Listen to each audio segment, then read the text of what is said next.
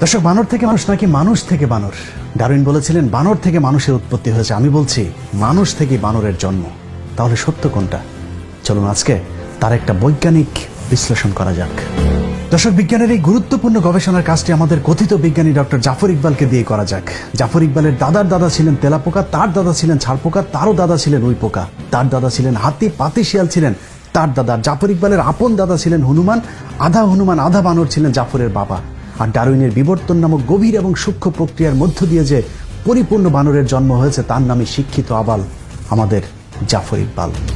বংশবিস্তারের মাধ্যমে জাফর প্রজাতির বানরেরা আজ মাঝে মধ্যেই সমাজে ভেঙচি কাটে। তাদের কথা নাইবা বললাম, কিন্তু আপনার ঘরেও আদর করে বাদর পুষছেন না তো? যে আপনার সন্তানের কথা বলছি। যে সমাজে জাফর ইকবাল আর শাহরিয়ার কবিরদের মতো জীবাণু ঘুরে বেড়ায়, সেই একই সমাজে বড় হচ্ছে আমার আপনার সন্তানেরা। সংক্রমণের আশঙ্কা তো আছেই, সেই সাথে আছে ভারতীয় আগ্রাসন। দর্শক, 1971 সালে চুক্তিভিত্তিক মুক্তিযুদ্ধের মাধ্যমে আমাদের দেশকে ধর্মহীন এক রাষ্ট্র বানানোর গভীর যে চক্রান্ত ভারত শুরু করেছিল, তার শেষের কাজটা করছেন শেখ হাসিনার হাত ধরে। আমাদের রাজনীতি, অর্থনীতি, পুলিশ বাহিনী, সেনাবাহিনী ধ্বংসের পাশাপাশি আমাদের ধর্মটাকে ধ্বংস করে দেওয়ার গভীর এক চক্রান্ত চলছে আমাদের অজান্তেই।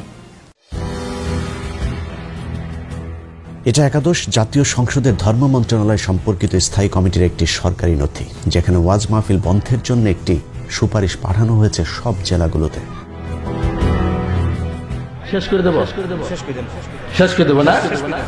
সব জেলাতে সুপারিশ পালিত না হলেও যেসব জেলাতে উগ্রপন্থী ভারতীয় দালালেরা প্রশাসনে আছেন, সেখানে ঠিকই বাস্তবায়িত হয়েছে।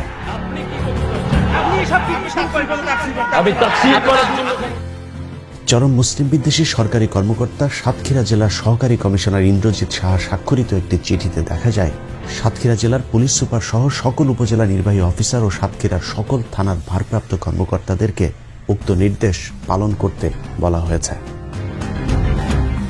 তাহাজ্জুদি প্রধানমন্ত্রীর দেশের ধর্ম মন্ত্রণালয়ের এমন সিদ্ধান্তের অজুহাত হিসেবে শব্দ দূষণকে দাঁড় করানো হলেও চিঠিতে সুনির্দিষ্টভাবে শুধুমাত্র ওয়াজ মাহফিলে মাইক বাজানোর ব্যাপারে আপত্তি তোলা হয়েছে। এখন প্রশ্ন হলো, শব্দ দূষণ কি শুধুই ওয়াজ মাহফিলের মাইক থেকেই হয়?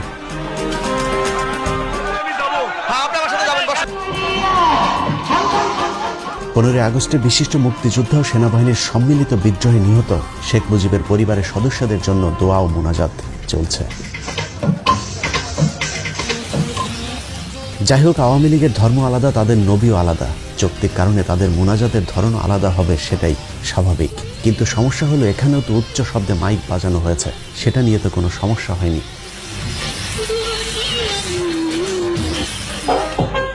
সারা রাত শেখ মুজিবের ভাষণের ফাঁকে ফাঁকে হিন্দি গান চলেছে, সেটা তো সমস্যা হয়নি।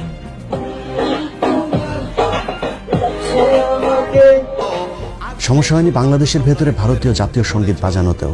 যত সমস্যা বেঁধেছে শীতের কয়টা দিন আল্লাহর কোরআনের মাহফিলকে কেন্দ্র করে।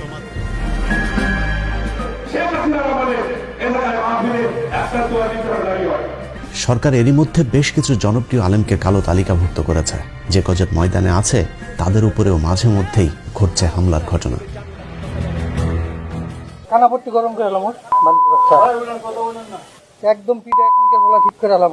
মাঠে ময়দানে কোরআনের আলোচনার পাশাপাশি মসজিদগুলোতেও হামলা শুরু করেছে নব্য ভারতীয় রাজাকার আওয়ামী সন্ত্রাসীরা।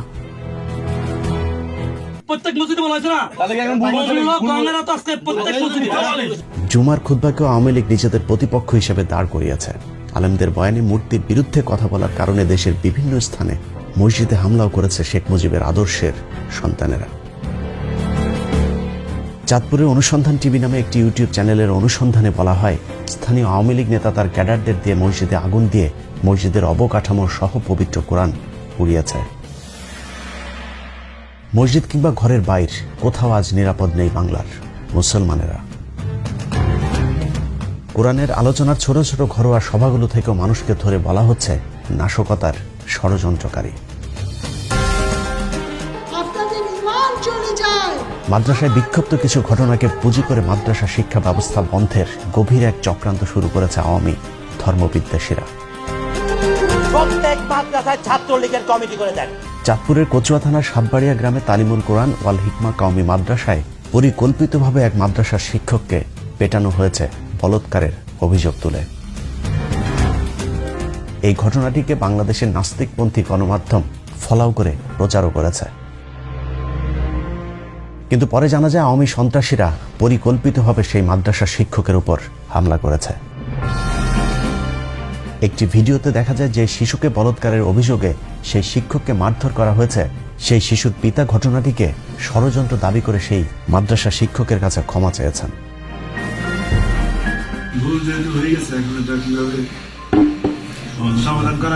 এসব সাজানো নাটককে গণমাধ্যম ফলাও করে প্রচার করলেও ঘটনার ভেতরের ঘটনা যখন ফাঁস হয় তখন গণমাধ্যম চুপ থাকে। এভাবে আয়ামে জাহিলিয়াতের চাইতে ভয়ঙ্কর হয়ে উঠেছে গত 1 বছরের আওয়ামী জাহিলিয়াতের যুগ। দর্শক, এসব তো আমাদের চোখের সামনেই ঘটছে, এর বাইরেও এমন অনেক কিছুই ঘটছে যার কোনো কিছুই আমরা জানি না। না জানার কারণে অজানা এক অন্ধকারের দিকে ধাবিত হচ্ছে আমরা, আমাদের দেশ, ধর্ম, সেই সাথে আমাদের ভবিষ্যৎ প্রজন্ম। বাংলাদেশ থেকে ইসলামকে ধ্বংস করে দেওয়ার চক্রান্তের অংশ হিসেবে বাংলাদেশের শিক্ষা ব্যবস্থায় নাস্তিক্যবাদ প্রতিষ্ঠার লক্ষ্যে 2013 সালে প্রফেসর মোহাম্মদ মোস্তফা কামাল উদ্দিনকে সরিয়ে ভারতীয় এজেন্ট নারায়ণচন্দ্র সাহাকে জাতীয় শিক্ষাক্রম ও পাঠ্যপুস্তক বোর্ডের চেয়ারম্যান নিযুক্ত করা হয়। আর বোর্ডের সম্পাদনার দায়িত্বে আছেন ডাক্তার সৌমিত্র চক্রবর্তী, তার সাথে আছেন মেড ইন ইন্ডিয়ান মাল জাফর ইকবাল।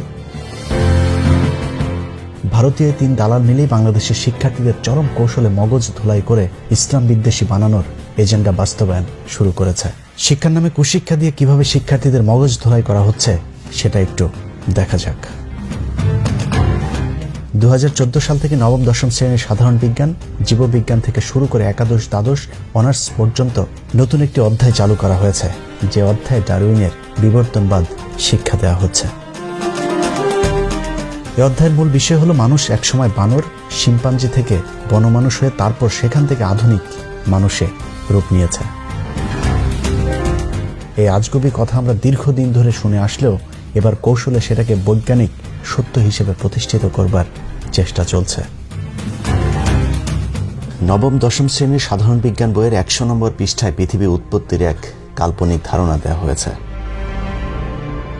সেই পৃষ্ঠায় বলা হয়েছে খ্রিস্টপূর্ব 4র্থ শতাব্দীতে গ্রিক দার্শনিক অ্যারিস্টটল প্রমাণ করেন যে জীবজগতের বিভিন্ন জীবের ভেতর এক শ্রেণীর জীব অন্য শ্রেণীর জীব হতে অপেক্ষাকৃত উন্নত এবং জীবগুলো তাদের পূর্বপুরুষ থেকে উৎপত্তি লাভ করে বিবর্তন বা অভিব্যক্তির মাধ্যমে ক্রমাগত পরিবর্তিত ও রূপান্তরিত হয়ে বর্তমান রূপ ধারণ করেছে। বিবর্তন একটি মন্থর এবং চলমান প্রক্রিয়া এবং এই প্রক্রিয়ার মাধ্যমে গঠনগত সরল জীবন থেকে জটিল জীবনের উৎপত্তি ঘটেছে। বইয়ের 101 নম্বর পৃষ্ঠায় উল্কা পিণ্ড থেকে তারপর তাপ বিকিরণের মধ্য দিয়ে মেঘ, তারপর সমুদ্র, সেখান থেকে প্রাণী উদ্ভিদ জগতের আজগুবি উদ্ভবের এক বর্ণনা দেওয়া হয়েছে। কিন্তু সমুদ্রের পানি থেকে কিভাবে মানুষ ও প্রাণী জগৎ, উদ্ভিদ জগতের জন্ম হলো তার বৈজ্ঞানিক কোনো ব্যাখ্যা নেই তাদের তত্ত্বে। বইয়ের পরের পৃষ্ঠা অর্থাৎ 101 নম্বর পৃষ্ঠায় উল্কা পিণ্ড থেকে জন্ম নেওয়া পৃথিবীতে কিভাবে মানুষের জন্ম হলো সেটারও এক অদ্ভুত চিত্র আঁকা হয়েছে।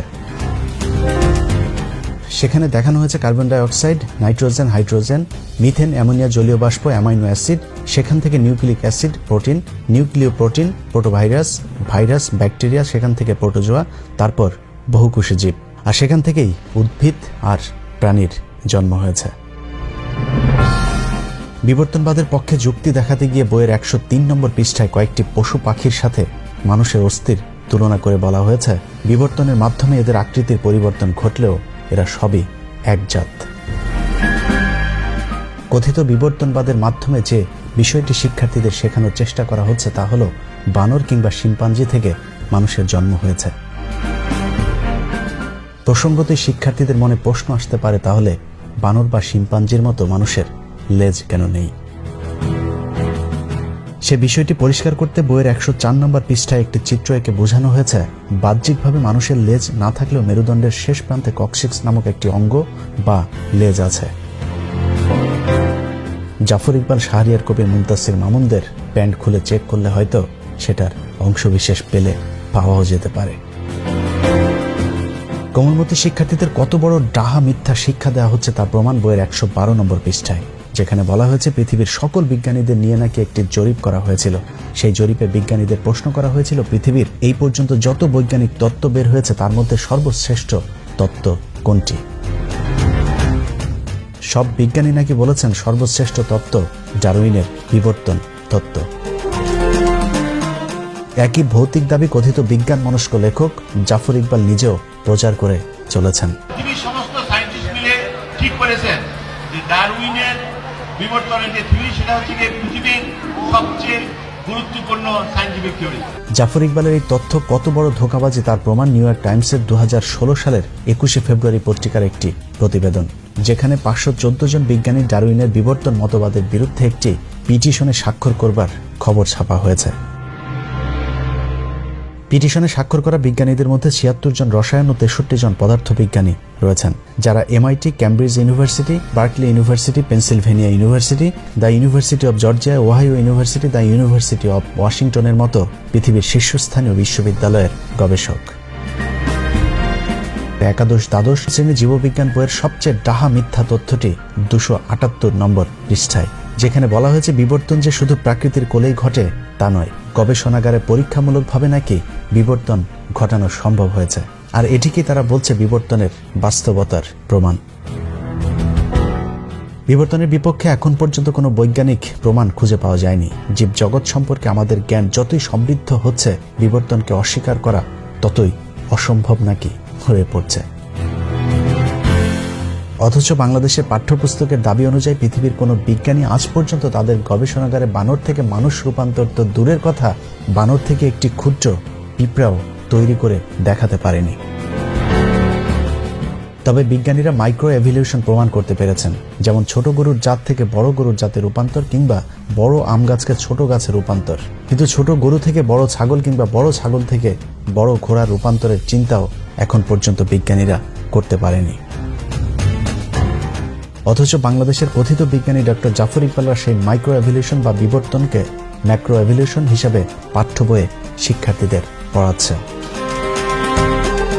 এত কিছুর পরেও যদি কিন্তু সম্ভবত হতেও পারে ধারণা করা হয়, এরকম হাস্যকর অনেক কৌতুকে ভরপুর বর্তমান মাধ্যমিক, উচ্চ মাধ্যমিকের বিজ্ঞান শিক্ষার বইগুলো, যা বিজ্ঞানের সাথে পুরোপুরি সাংঘর্ষিক। নবম দশম শ্রেণীর জীববিজ্ঞান বইয়ের দ্বাদশ অধ্যায়ে জীবের বংশগতি ও বিবর্তন বোঝাতে গিয়ে শিম্পাঞ্জি, ওরাংওটাং ও ম্যাকক বানরের সাথে মানুষের মাথার খুলির একটি চিত্র আঁকা হয়েছে, যেখানে শিক্ষার্থীদের পড়ানো হচ্ছে জীবজগতের মধ্যে বিভিন্ন শ্রেণী বর্তমান এবং তারা তাদের পূর্বপুরুষ থেকে উদ্ভূত হয়ে বিবর্তন বা ক্রমবিকাশের মাধ্যমে ক্রমাগত পরিবর্তিত রূপান্তরিত হয়ে বর্তমান রূপ ধারণ করেছে। তার মানে কুকুর বানরের মতো মানুষও কোনো একটা প্রাণী থেকে জন্ম নিয়ে আজকের এই রূপ ধারণ করেছে। জীববিজ্ঞান বইয়ের 272 নম্বর পৃষ্ঠায় একটি চিত্র এঁকে দেখানোর চেষ্টা করা হয়েছে কিভাবে হাঁস, পাখি, মাছ, গাছের মতো একইভাবে ব্যাকটেরিয়া থেকে মানুষের উৎপত্তি হয়েছে। একাদশ দ্বাদশ শ্রেণীর জীববিজ্ঞান দ্বিতীয় পত্রের 471 নম্বর পৃষ্ঠায় জিন তত্ত্ব বিবর্তন বোঝাতে গিয়ে সমবৃত্তীয় অঙ্গের একটি সংজ্ঞা দেওয়া হয়েছে, যেখানে বলা হয়েছে যেসব অঙ্গ কার্যতভাবে একই ধরনের কিন্তু উৎপত্তি ও গঠনগতভাবে পৃথক তাদেরকে সমবৃত্তীয় অঙ্গ বলে। যেমন পতঙ্গ, পাখি ও বাদুড়ের ডানা, মৌমাছি ও কাঁকড়া বিছার হাল, মাছের পাখনা ও তিমি মাছের ফ্লিপার, অক্টোপাসের চোখ ও মানুষের চোখ ইত্যাদি। অর্থাৎ ঘুরে ফিরে কথা একটাই, সেটা হলো মানুষ এবং অন্যান্য প্রাণীর মধ্যে কোনো পার্থক্য নেই, সবার উৎপত্তি একই জায়গা থেকে হয়েছে। একই পৃষ্ঠায় বলা হয়েছে মানুষের দেহে 100টি নিষ্ক্রিয় অঙ্গ আছে, যেগুলো নাকি মানুষের পূর্বপুরুষদের ক্ষেত্রে সক্রিয় ছিল, এখন তা নিষ্ক্রিয় এবং বিবর্তনের সাথে সাথে কোনো এক সময় সেগুলো বিলুপ্ত হতেও পারে। অথচ আধুনিক চিকিৎসা বিজ্ঞানও আজ পর্যন্ত মানবদেহের কোনো অঙ্গকেই অপ্রয়োজনীয় মনে করার দাবি করেনি। বইয়ের 473 নম্বর পৃষ্ঠায় শরীরবৃত্তীয় প্রমাণের অধ্যায়ে একেবারে বৈজ্ঞানিকভাবে প্রমাণ করা হয়েছে মানুষের আদি পিতা বানর। নারায়ণচন্দ্র আর জাফর ইকবালেরা তাদের বইতে লিখেছেন, বানর, নরবানর ও মানুষের শরীরে ট্রিপসিন পরীক্ষা করলে দেখা যায় এদের রাসায়নিক উপাদান ও কর্মপদ্ধতি একই রকম। বানরের রক্তের সাথে গ্লাসিয়াল অ্যাসিটিক অ্যাসিড মিশ্রিত করে উত্তপ্ত করলে স্ফটিক আকারে পরিণত হয়। এই স্ফটিকগুলোকে হিমোগ্লোবিন স্ফটিক বলা হয়। দেখা গেছে মানুষের হিমোগ্লোবিন স্ফটিকের আকার হুবহু দেখতে বানরের হিমোগ্লোবিন স্ফটিকের মতোই। ঘোড়া ও কুকুরের হিমোগ্লোবিন স্ফটিকের আকার আবার ভিন্ন। এতে প্রমাণিত হয় যে মানুষ ও বানর নিকট আত্মীয়। বানরের পূর্বপুরুষ থেকে ক্রমবিকাশের মাধ্যমে মানুষের সৃষ্টি হয়েছে, তার মানে মানুষের আদি পিতা বানর। ডিগ্রি দ্বিতীয় বর্ষের প্রাণীবিজ্ঞানে ল্যামার্কিজম ও ডারউইনবাদের পূর্ণাঙ্গ আলোচনা করা হয়েছে। এ অধ্যায় বিবর্তনের মাইক্রো, ম্যাক্রো ও মেগা এই 3টি ধাপ সংযোজন করা হয়েছে। এ অধ্যায়ে গ্রেগরির মানুষ উদ্ভাবনের তত্ত্বটি আলোচনা করা হয়েছে, যেখানে বলা হয়েছে মানুষ যে বংশ থেকে উৎপন্ন হয়েছে তা সম্ভবত ছিল বড় মস্তিষ্ক বিশিষ্ট অ্যানথ্রোপয়েড বা নরবানর। এরা দেখতে অনেকটা শিম্পাঞ্জি ও গেরিলা দলের মতো ছিল, অর্থাৎ এখানেও বানর, গেরিলা, শিম্পাঞ্জি থেকে মানুষের উদ্ভবের কথা বলা হয়েছে। মানুষের আগের জাতের চেয়ে বর্তমান জাতের মাঝে কিছু পরিবর্তন বা বিবর্তনের কথা বলা হয়েছে। সেগুলি হলো, আগে মানুষ খাড়া হয়ে চলতে পারত না, হাত পা লম্বায় সমান ছিল, অর্থাৎ মানুষ ও বানরের মতোই 4 হাত পায়ে ভর দিয়ে হাঁটত। চেয়াল ও দাঁতের আকার এখনকার চেয়ে অনেক বড় ছিল। থুতনি, করোটা ও মস্তিষ্কের আকৃতিরও পরিবর্তনের কথা উল্লেখ করা হয়েছে এই অধ্যায়টিতে। অনার্স 2য় বর্ষের সমাজবিজ্ঞান বইটি পড়লে স্পষ্ট হয়ে যাবে ডারউইন ও তার অনুসারীদের মূল উদ্দেশ্যই হল পৃথিবীকে ধর্মহীন করা। বইটির 269 থেকে 278 পৃষ্ঠাগুলোতে ধর্মের সংজ্ঞা ও উৎপত্তি বর্ণনা করতে গিয়ে সরাসরি ধর্মকে আক্রমণ করা হয়েছে। কার্ল মার্কসের তত্ত্বটিও এখানে সংযোজন করা হয়েছে, যেখানে ধর্মকে মিথ্যা ধারণা হিসেবে উল্লেখ করে বলা হয়েছে ধর্মই নাকি মানুষকে তন্দ্রাবিষ্ট করে রাখে বা ঘুম পাড়িয়ে রাখে। পৃথিবীর কোনো ধর্মই মানুষকে খারাপ হতে কিংবা অন্য ধর্মের মানুষের উপর হামলা করতে শেখায় না, বরং ভালোবাসতে শেখায়। প্রথম বিশ্বযুদ্ধ, দ্বিতীয় বিশ্বযুদ্ধ কিংবা পৃথিবীতে ঘটে যাওয়া কোনো বড় যুদ্ধই ধর্মের কারণে হয়নি, বরং ধর্মীয় বিধান মানলে সেসব যুদ্ধগুলো হয়তো এড়ানো যেত। তারপরেও এই বইতে বলা হয়েছে ধর্ম হলো মানুষের সৃষ্টি, যা সমাজে বিচ্ছিন্নতা সৃষ্টি করে এবং মানুষকে মোহগ্রস্ত করে রাখে। অন্যান্য শ্রেণীর বিজ্ঞানের পাঠ্য বইগুলোর মতো এই বইতেও সেই একই ধারণা দেওয়া হয়েছে যে পৃথিবীতে সৃষ্টিকর্তা বলে আসলে কিছুই নেই। বিবর্তন প্রক্রিয়ার মাধ্যমে বানর, গরিলা কিংবা শিম্পাঞ্জির মতো কোনো একটি জাত থেকে মানুষের আবির্ভাব ঘটেছে। অনার্স 3য় বর্ষের প্রাণীবিজ্ঞানে কিছুটা কৌশল খাটানো হয়েছে, অনেকটা গোড়া ঠিক রেখে আগায় কিছুটা কাটছাট করবার মতো। ডারউইন সহ বিবর্তনবাদীদের যেসব তত্ত্ব এরই মধ্যে বিতর্কিত হয়েছে সেগুলোকে কাটিয়ে উঠতে লেমার্কবাদ, ডারউইনবাদ হয়ে নব্য ডারউইনবাদ, সেখান থেকে সংশ্লেষ মতবাদ সম্পর্কে আলোচনা করা হয়েছে। আগের মতবাদগুলোর নানান ভুল ত্রুটির সমালোচনা করে সবশেষ সংশ্লেষ মতবাদকেই আধুনিক মতবাদ হিসেবে উল্লেখ করা হয়েছে। যে তত্ত্বের মূল বক্তব্য বানর কিংবা শিম্পাঞ্জির মতো মানুষের আগে লেজ ছিল, সময়ের বিবর্তনে লেজ বিলুপ্ত হয়েছে, অর্থাৎ মানুষও বানর, শিম্পাঞ্জি কিংবা বন্য মানুষ ছিল। ডারউইন যেটা বলেছেন সেটা হচ্ছে গিয়ে বিবর্তনের থ্রু একটা প্রাণী জন্ম নিয়েছে, সেই প্রাণীর একটা ব্রাঞ্চ হয়েছে মানুষ, একটা ব্রাঞ্চ হয়েছে শিম্পাঞ্জি, একটা ব্রাঞ্চ হয়েছে ওরাংউটাং, আর একটা ব্রাঞ্চ হয়েছে গরিলা, বুঝেছো? অলরাইট, এবং তাদের একটা ব্রাঞ্চ হয়েছে বানর। কাজে বানর এবং মানুষ একই প্রাণী থেকে ইভলভ করেছে, বুঝেছো? বুঝেছো দর্শক, মানুষের আদিপিতা বানর কিনা সেটা বৈজ্ঞানিকভাবে এখনো প্রমাণ হয়নি, কিন্তু জাফর ইকবালের আদিপিতা যদি বানর হয়েও থাকে, তারপরে অনর হয়ে আমি বলবো মহান রাব্বুল আলামিন আমাকে সৃষ্টি করেছেন, আমি আশরাফুল মাখলুকাত। পবিত্র কোরআনের আরেকটি বিশেষ নাম হচ্ছে এটা একটি বৈজ্ঞানিক কোরআন। পবিত্র কোরআনের অসংখ্য আয়াত আছে যেখানে পৃথিবীর সৃষ্টির রহস্য সহ বিভিন্ন ধরনের বৈজ্ঞানিক আলোচনা করা হয়েছে। সূরা ইয়াসিনের 36 নম্বর আয়াতে বলা হয়েছে, মহিমায়িত সেই সত্তা যিনি প্রতিটি বস্তুকে জোড়ায় জোড়ায় সৃষ্টি করেছেন, ভূমি যা উৎপাদন করে এমনকি তাদের নিজেদের প্রজাতি অর্থাৎ মানব জাতি, আর সেই সব বস্তু যা তারা নিজেরাও জানে না। সূরা শুরার 11 নম্বর আয়াতে বলা হয়েছে, তিনি তোমাদের মধ্যে জোড়া তৈরি করেছেন, পশুদের মধ্যেও করেছেন জোড়া, এভাবেই তিনি বংশ বিস্তার করেন। সূরা রাদের 3 নম্বর আয়াতে বলা হয়েছে, এবং প্রত্যেক প্রকার ফল সৃষ্টি করলেন জোড়ায় জোড়ায়। সূরা লোকমানের 10 নম্বর আয়াতে বলা হয়েছে, তিনি আসমান হতে বৃষ্টি বর্ষণ করেন এবং তাতে সর্বপ্রকার উদ্ভিদ জোড়ায় জোড়ায় জন্মায়। সূরা নিসার 1 নম্বর আয়াতে বলা হয়েছে, হে মানুষ, তোমরা তোমাদের রবকে ভয় করো, যিনি তোমাদেরকে এক ব্যক্তি হতে সৃষ্টি করেছেন এবং যিনি তার থেকে তার সঙ্গিনীকে সৃষ্টি করেছেন আর বিস্তার করেছেন তাদের দুজন থেকে অগণিত পুরুষ ও নারী। সূরা নূরের ৪৫ নম্বর আয়াতে বলা হয়েছে, এবং আল্লাহ পানি হতে সকল জীব সৃষ্টি করেছেন। এদের কিছু পেটের উপর ভর করে চলে, আর কিছু দু পায়ের উপর ভর দিয়ে চলে, আর কিছু চলাচল করে চার পায়ের উপর ভর করে। আল্লাহ তার ইচ্ছা মতো সৃষ্টি করেন, নিশ্চয়ই আল্লাহ সর্বশক্তিমান। এভাবে কোরআনের বিভিন্ন জায়গায় পৃথিবী, মানুষ ও জীবজন্তু সৃষ্টির রহস্য সম্পর্কে আলোচনা করা হয়েছে, যার কোনোটি আজ পর্যন্ত আধুনিক বিজ্ঞান ভুল বলে প্রমাণ করতে পারেনি।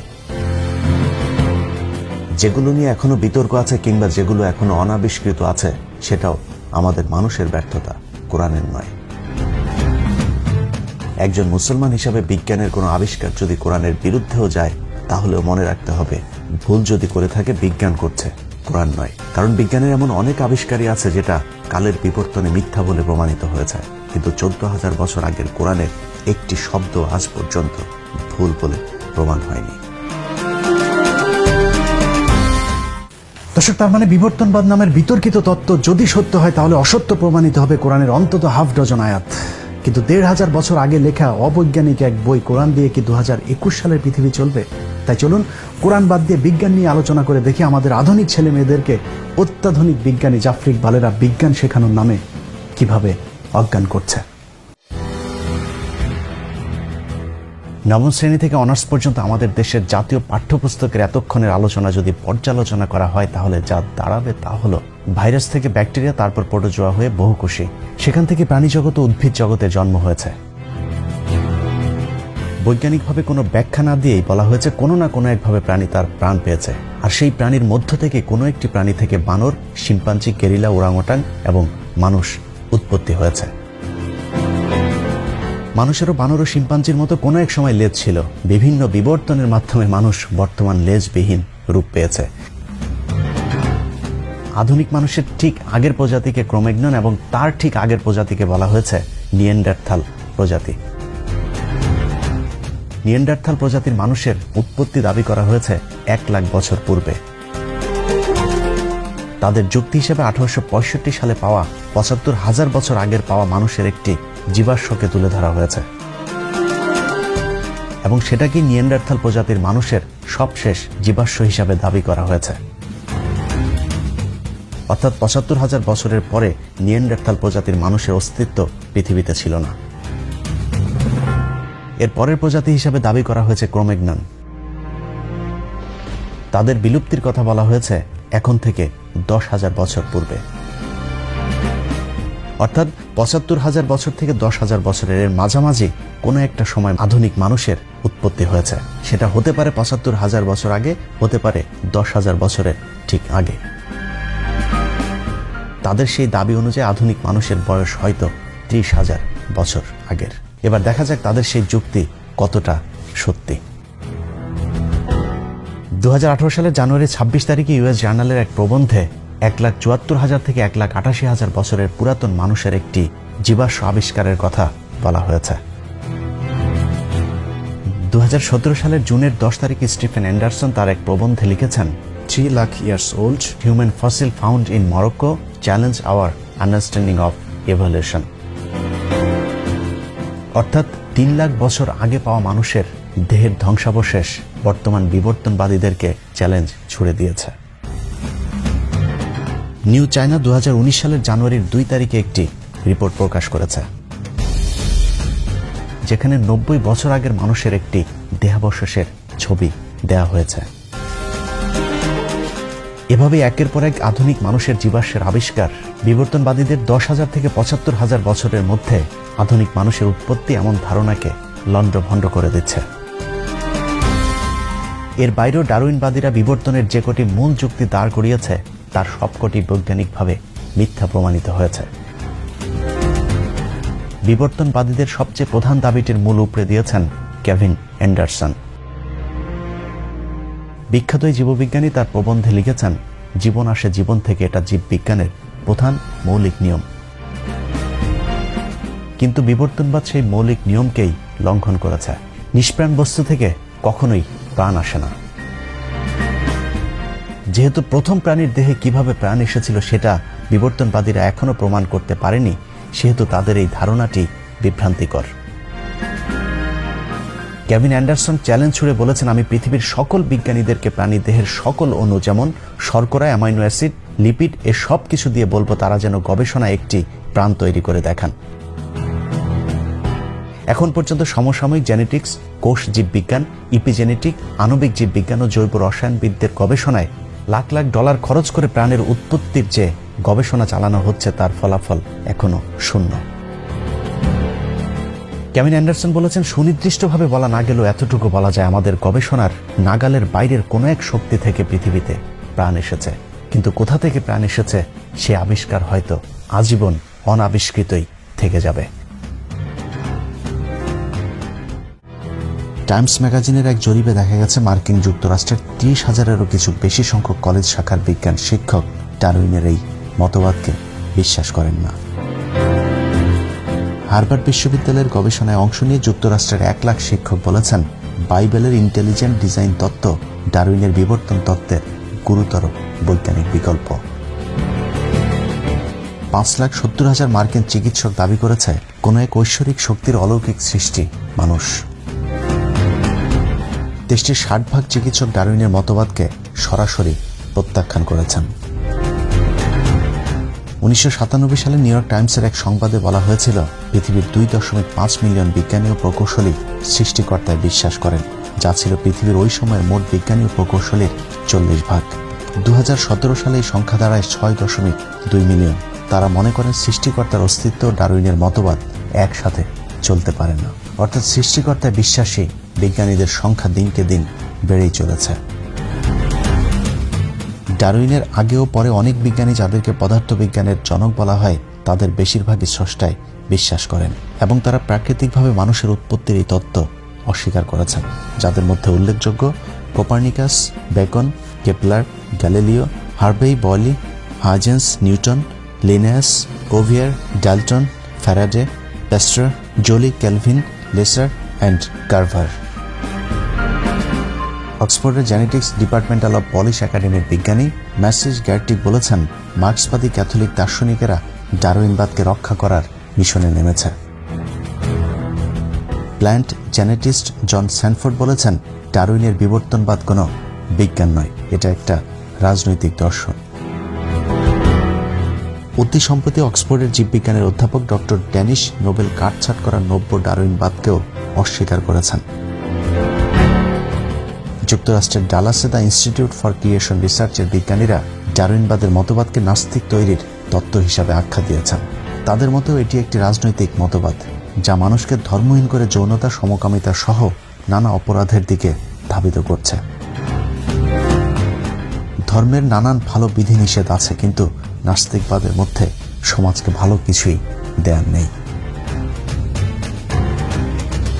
কিন্তু বর্তমান পৃথিবীতে বৈজ্ঞানিকভাবে এগিয়ে থাকা প্রতিটি দেশ ডারউইনের মিথ্যাই বিবর্তনবাদকে তাদের পাঠ্য তালিকা থেকে বাদ দিয়ে দিয়েছে।